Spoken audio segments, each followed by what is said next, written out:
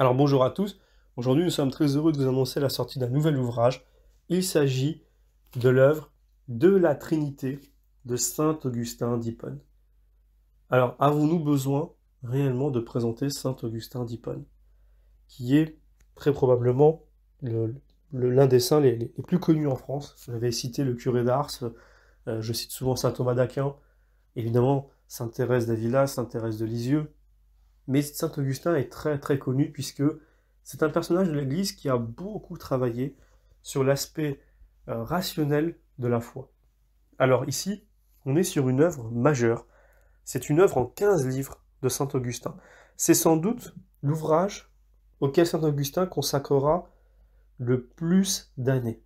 D'après une lettre adressée à Aurelius, on peut estimer qu'il a travaillé de l'an 400 à 416, même si cette tâche fut évidemment interrompue à de nombreuses reprises par la lutte contre les hérésies, par des discours, des lettres ou des textes plus longs.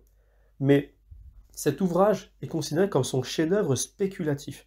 Saint Augustin cherche à répondre aux critiques du Concile de Nicée, qui a défini ce qu'était la Trinité. Il veut aussi convaincre les philosophes païens de la nécessité d'un médiateur divin. Et enfin, il veut convaincre ses lecteurs que la rédemption et la croissance spirituelle dépendent de notre capacité à se voir comme image d'un Dieu trine. Dans tout l'ouvrage, Augustin suit la méthode de la foi, cherchant à comprendre. Et donc dans cette œuvre, qui est découpée en 15 livres, vous avez les livres 1 à 4 qui sont consacrés à la théologie et à l'exégèse biblique, donc à la question « Pourquoi seul le Fils s'est fait homme ?» Saint Augustin répond que le Christ, Verbe de Dieu, s'est incarné pour communiquer avec les hommes et leur offrir un exemple à imiter. Également, des livres 5 à 7 sont consacrés au vocabulaire trinitaire. Saint Augustin est confronté à un problème de traduction de grec au latin dans la définition de la Trinité. Et enfin, les livres 8 à 15 sont consacrés à la recherche de l'image de la Trinité. Saint Augustin développe l'idée que l'homme n'est pas créé à la ressemblance du Fils seul, mais de la Trinité. Et nous pouvons reprendre cette phrase.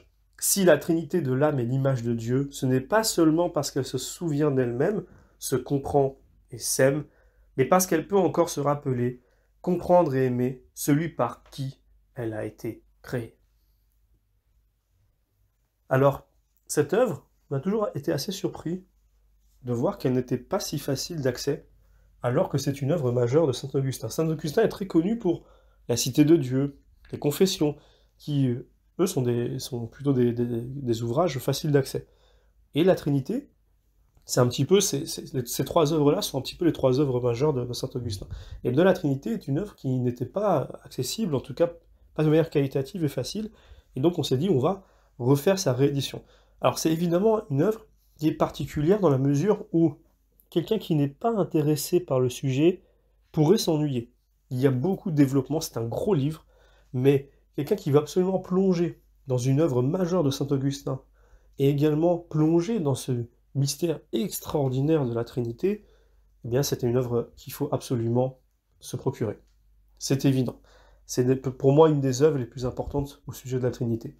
Et donc, il faut se le procurer, et il faut prendre le temps de lire, parce que c'est une œuvre qui n'est pas simple à lire. Il y a beaucoup, moi ça m'est arrivé des fois de relire le texte, pas parce que le texte est mal écrit, mais parce qu'il y a un tel condensé de pensées, d'éléments, que quelquefois il faut relire, un peu comme une viande, qui est un peu plus dure, et qu'il faut remâcher davantage.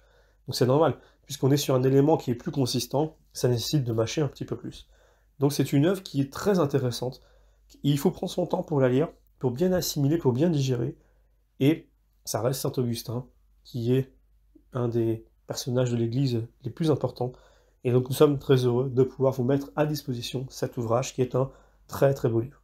Et donc, comme toujours, nous vous remercions pour vos encouragements, vos mails et vos commentaires. N'hésitez pas également à vous abonner à la newsletter du site, si jamais vous ne l'avez pas fait.